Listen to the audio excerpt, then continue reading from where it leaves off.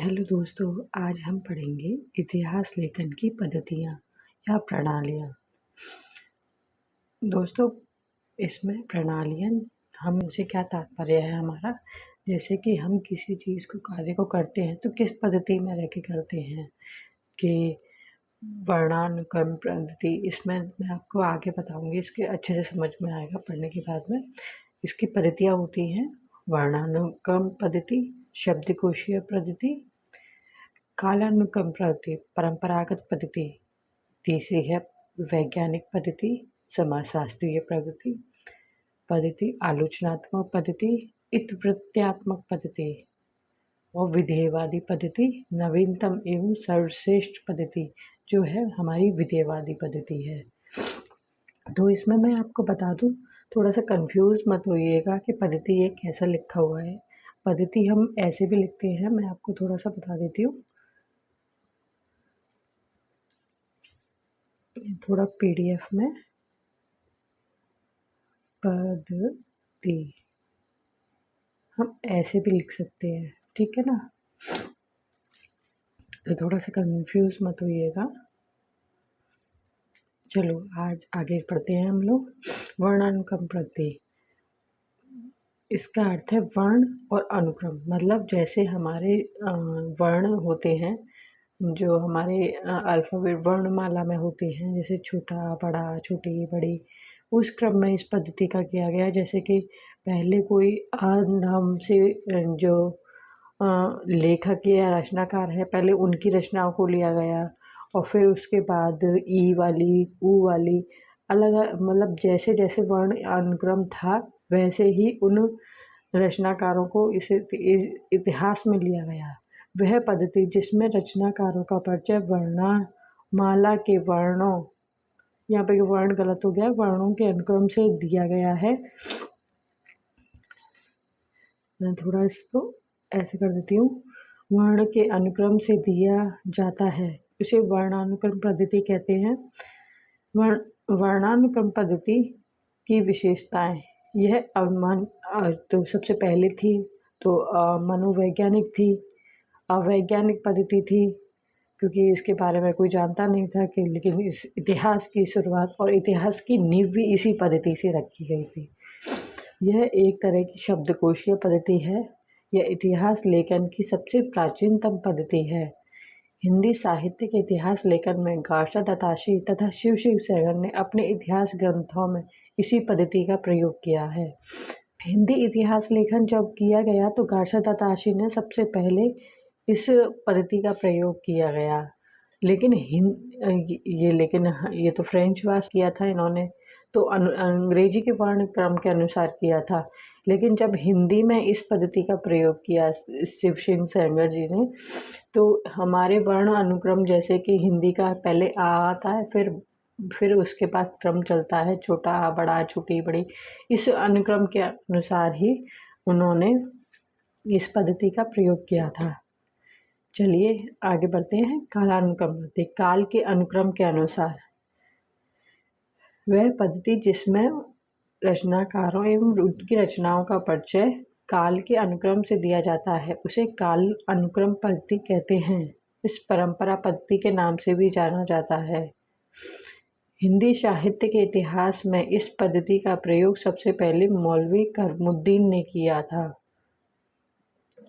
एक इसमें आपको बता दूं कि अगर मौलवी करमुद्दीन अगर विकल्प ना हो तो जॉर्ज ग्रियर्सन आएगा। कालानुक्रम पद्धति के प्रयोग सबसे पहले किसने किया, तो आप अगर विकल्प में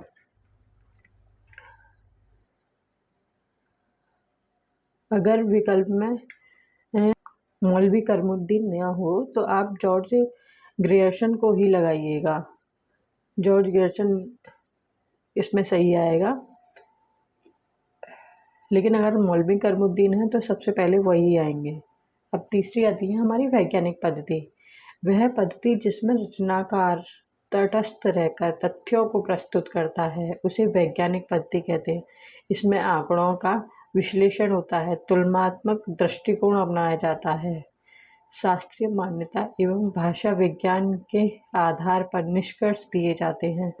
इतिहास ग्रंथ में वैज्ञानिक पद्धति के मतलब ये तथ्यों आंकड़ों सबका आकलन किया जाता है, जैसे कि क्या क्या अच्छा किया है, अच्छी बातें हैं इस इतिहास ग्रंथ में, कितने लोगों को इकट्ठा किया है, उनके बारे में क्या क्या जानकारी हमें प्राप्त हुई है, उसके बारे में बताया जाता है।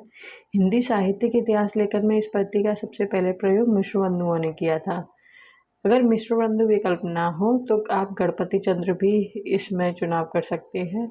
डॉक्टर गणपति चंद्र गुप्त का इतिहास ग्रंथ भी इसमें आता है वैज्ञानिक पद्धति में।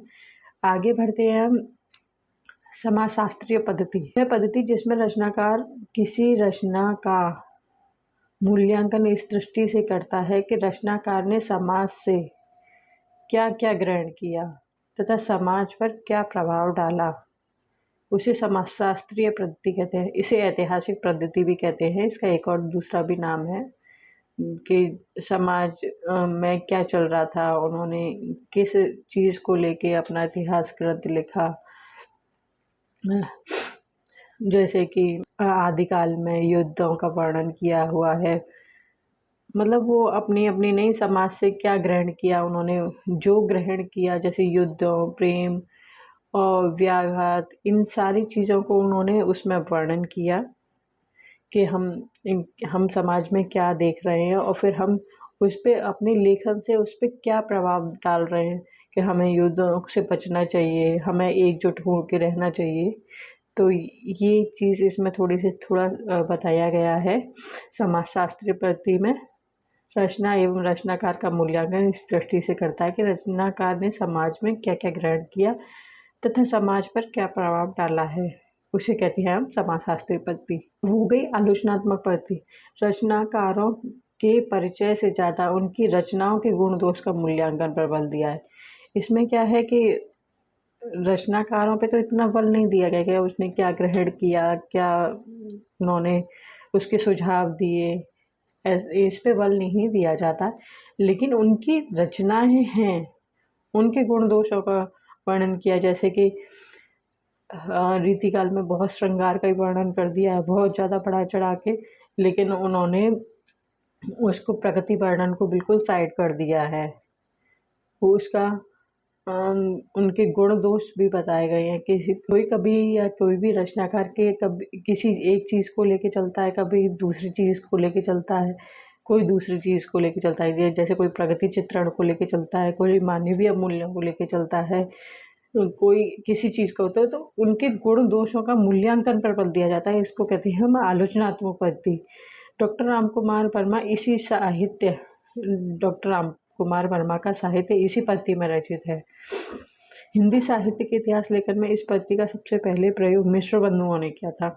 ये थोड़ा सा ध्यान रखिएगा क्योंकि अक्सर करके गलत हो जाता है। हम लोग आलोचनात्मक पद्धति का प्रयोग रामकुमार वर्मा कर देते हैं, लेकिन इस पद्धति का सबसे पहले प्रयोग हमने मिश्रबंधुओं ने किया है। इतिवृत्तात्मक पद्धति, इसमें लेखक के जीवन वृत्त का तथा उस घटना से संबंधित जीवन वृत्त का विस्तार से वर्णन होता है। इसमें मैं आपको बता दूं कि इस घटना में जीवन वृत्त का विस्तार से वर्णन, किसी घटना को लेकर उसका विस्तार से वर्णन किया जाता है, तो इस पद्धति को हम इतिवृत्तात्मक पद्धति कहते हैं। इस पद्धति में रचित हिंदी साहित्य का प्रथम प्रयोग मिश्रबंधुओं ने सबसे पहले किया था। अब आती है हमारी विधेयवादी पद्धति। आचार्य रामचंद्र शुक्ल ने अपने इतिहास संबंधी रचनाओं में इसी पद्धति का प्रयोग किया है। परिभाषा है इसकी, वह पद्धति जिसमें जाति, वातावरण, क्षण को ध्यान में रखकर रचनाकार एवं रचनाओं का मूल्यांकन किया जाता है, उसे विधेयवादी पद्धति कहते हैं। इस पद्धति के जनक हैं तेन। मैं आपको बता दूं, सबसे पहले इस पद्धति का प्रयोग तेन ने किया था। विश्व में सबसे पहले तेन ने किया है। फिर मैं आपको आगे बता देती हूँ। विधेयवादी पद्धति की पहले विशेषताएं देख लेते हैं। यह इतिहास लेखन की सर्वश्रेष्ठ एवं नवीनतम पद्धति है। इस पद्धति में रचनाकार एवं रचना की प्रवृत्तियों का गहन विश्लेषण किया जाता है। इस पद्धति में रचनाकार की प्रतिभा एवं उसके युग को भी महत्व दिया जाता है। काल विभाजन करते समय युग एवं प्रवृत्ति दोनों को महत्व देते हुए दोहरा नामकरण किया जाता है।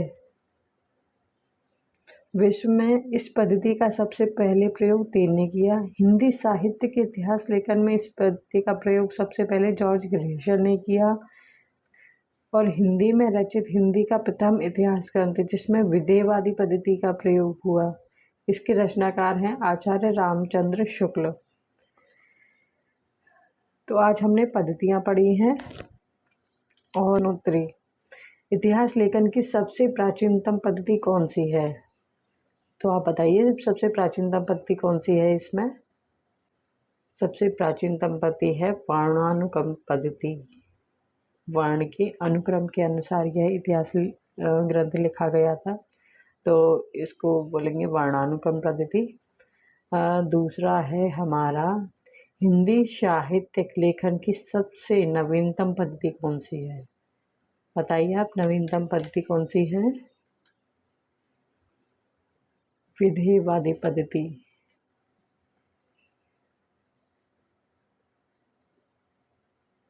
वर्णानुक्रम पद्धति में रचित प्रथम इतिहास ग्रंथ कौन से रचयिता हैं? इस ग्रंथ के रचयिता कौन है?